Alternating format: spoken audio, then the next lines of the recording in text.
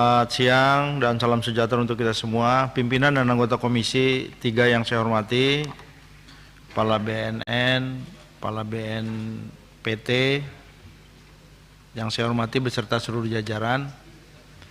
Rapat pada hari ini menurut saya memang tepat disandingkan BNN dengan BNPT, karena bisa saja ada isu-isu tentang penjualan gelap narkotika dimanfaatkan untuk kegiatan terorisme.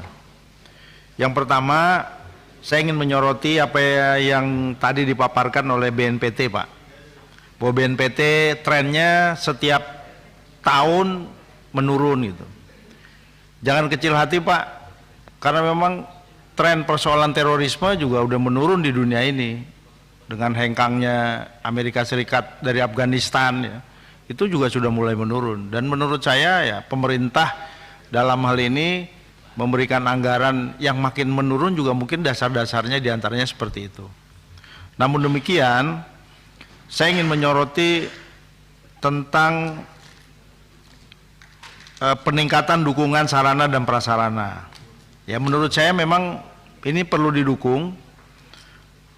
Mengapa demikian? Karena untuk menunjang apa yang direncanakan, dilaksanakan dan dievaluasi oleh BNN sebagai pertanggungjawaban penggunaan anggaran APBN ini perlu didukung, dan dari 5 dukungan sarana dan prasarana menurut saya yang menjadi prioritas 3 pimpinan dan Bapak Ibu yang saya hormati, yaitu untuk pembangunan Pusdiklat, pengembangan Pusdaltis, dan sarana prasarana kantor. Adapun mengenai pembangunan gedung serbaguna dan fasilitas kantor serta fasilitas jabatan, ya menurut saya bisa saja itu untuk tahun yang akan datang lagi, mengingat keterbatasan dana yang dimiliki oleh pemerintah saat ini. Yang berikutnya saya menyoroti tentang dana penindakan. Nah, ini juga mungkin ada korelasinya dengan penyampaian saya di muka, bahwa penindakan ini hanya 89,78 miliar. Sementara BNPT itu mengusulkan sebesar 356,98 miliar. Jadi naiknya lebih dari 300%. Ini penindakannya. Programnya ini mungkin dinilai bersifat represif kali, sehingga sudah tidak ideal lagi untuk dilaksanakan. Nah, ini juga harus menjadi bahan evaluasi BNPT. Ya. Saya yakin dari usulan 356 miliar ini menjadi 89 miliar sekian, ini juga salah satunya itu. Jadi karena dinilai represif dan bisa saja melanggar hak asasi manusia, sehingga anggaran ini turunkan sangat banyak. Namun demikian, saya berharap ada upaya dari Komisi 3 untuk membantu peningkatan anggaran penindakan ini, meskipun tidak maksimal diusulkan sebesar 350 miliar 98. Yang berikutnya saya menyoroti juga tentang kegiatan pencegahan. Ini masuk ya di pagu indikatifnya 143,38 miliar. Sementara yang diusulkan adalah 300,74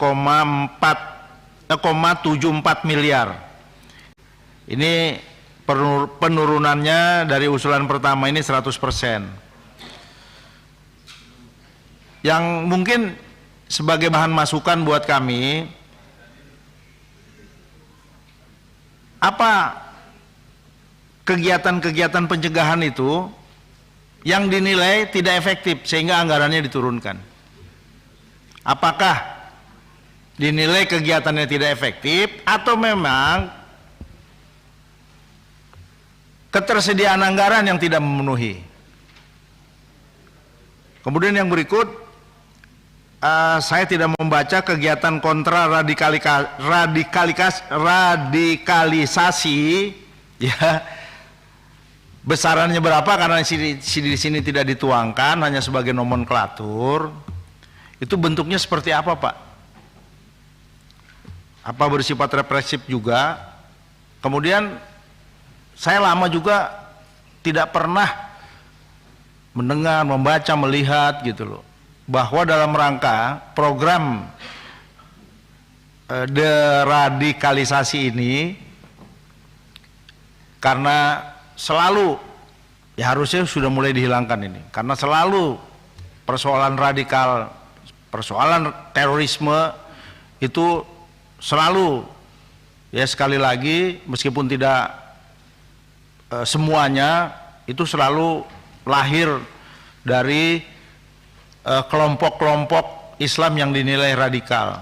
Kenapa itu tidak mereka yang dinilai radikal atau terindikasi radikal diundang? Karena mereka punya umat, punya jamaah untuk tidak melakukan kegiatan-kegiatan radikalisasi yang berdampak kepada terorisme, yang mengarah kepada terorisme, sehingga apa yang dilakukan terkait dengan terorisme lebih berkurang dibandingkan banyak binaan-binaan yang dibentuk oleh BNPT. Saya juga tidak pernah tahu apakah itu efektif atau tidak. Itu untuk BNPT. Yang berikutnya untuk BNN ini. BNN di dalam program pemberantasan narkotika,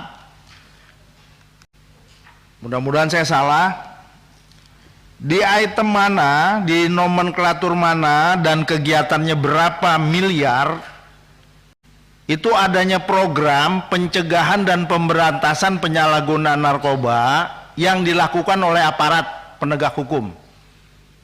Karena bukan rahasia umum lagi bahwa masih maraknya peredaran gelap narkotika di tengah-tengah masyarakat, itu backingnya malah aparat. Nah, apakah ada program semacam itu? Karena memang ini diperlukan keberanian. Tadi seperti sahabat saya Pak Johan Budi itu mungkin melihatnya juga supaya level kepangkatan ini dinaikkan, supaya kepala BNN tidak pakau dengan Kapolri, karena jejang kepangkatannya memang di bawah satu level. Itu satu ya.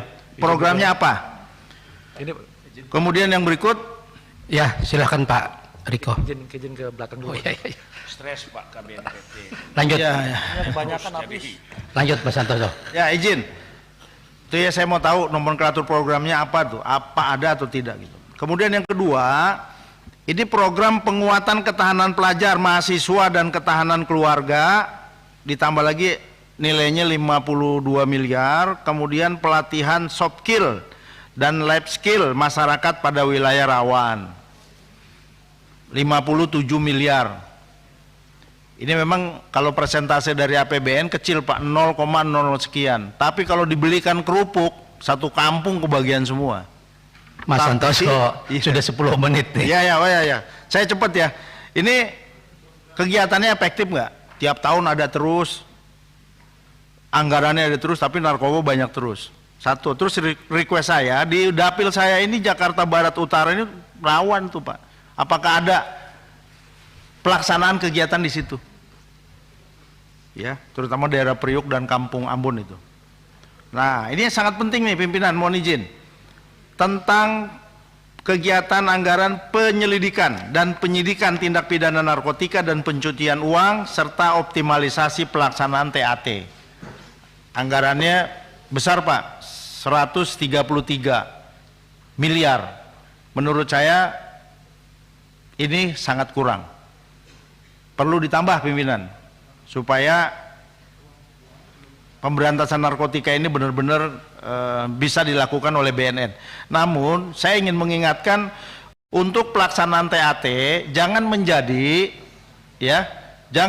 mesin ATM BNN untuk memeras orang-orang yang menjadi korban kemudian direhab. Kan di sini di tim asesmen terpadu ini kan yang merekomendasikan ini, karena banyak info seperti itu. Kalau tidak rehab ya diproses di peradilan, kalau tidak masuk di kegiatan rehab. Kemudian yang berikutnya ini masih soal anggaran pimpinan.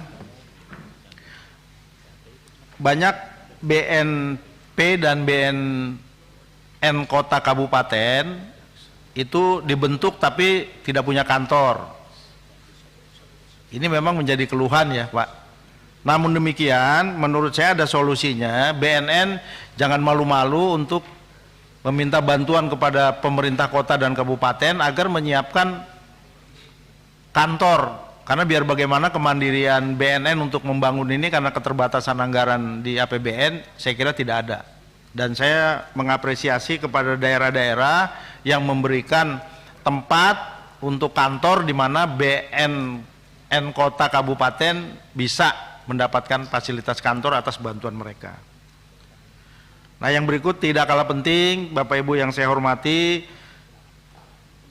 tentang berita yang beredar bahwa ada indikasi dana peredaran narkotika yang sekian ratus triliun itu disiapkan untuk pemenangan partai politik tertentu di tahun 2014 yang akan datang.